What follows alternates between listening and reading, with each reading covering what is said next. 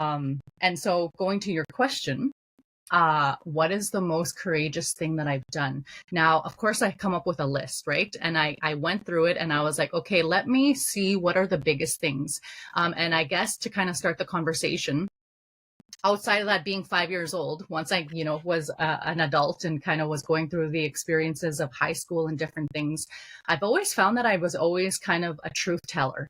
And what I mean by that is, I've been in positions where I had to call out bad behaviors or, the elephants in the room, the things that people are hush hush about. Those were the things that I couldn't not talk about it because there was like this siren that was going off of. I'll give you an example.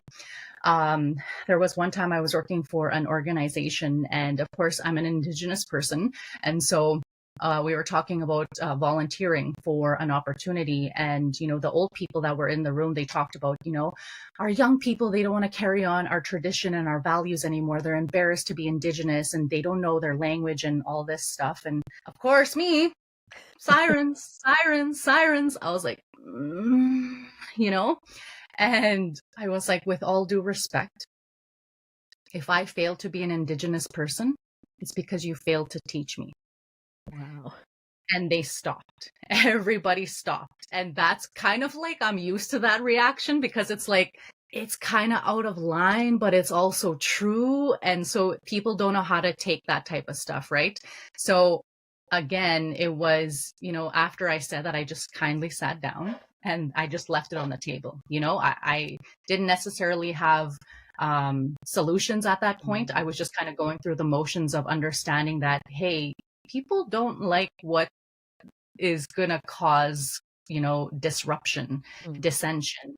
And I was like, why? It's so fun. Like, to me, it was an invitation, so I guess I carried that with me. And then again, same thing, I went through a whole bunch of different stuff. There was another, I guess, social media. As I kind of grew and came to be, I got everything that I did kind of built my conviction and the fact that I was just this person.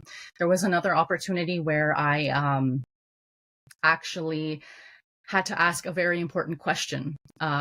Because of course, I'm this influencer type of person and I kind of hold a light to different topics. And in this one instance, I asked a very controversial question.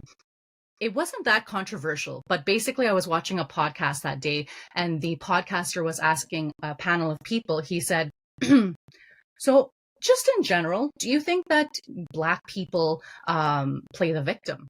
And there's PhDs and these great people who had all this commentary and, they talked about, the history of our people and oppression and all the stuff that they had gone through. And I was like, wow, that's an incredible question. And I was like, I want to ask that too.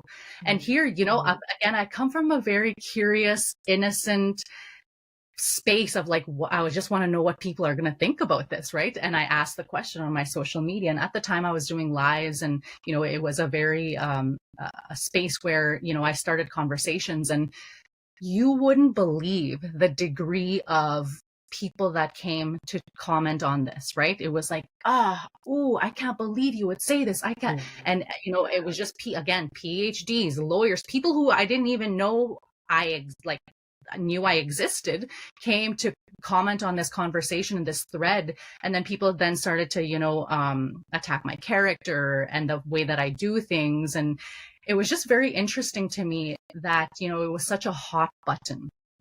And that's what I thought. I was like, excellent, because to me, I believe that having conversations are imperative to growth. And yes, it may be uncomfortable, but once you get over that discomfort, there's an allowance of connection and unification and faith and trust, and creating that safe space is crucial to me and everything that I do. That yes, it might be uncomfortable, but it's after you get past that is where you can actually be free, right?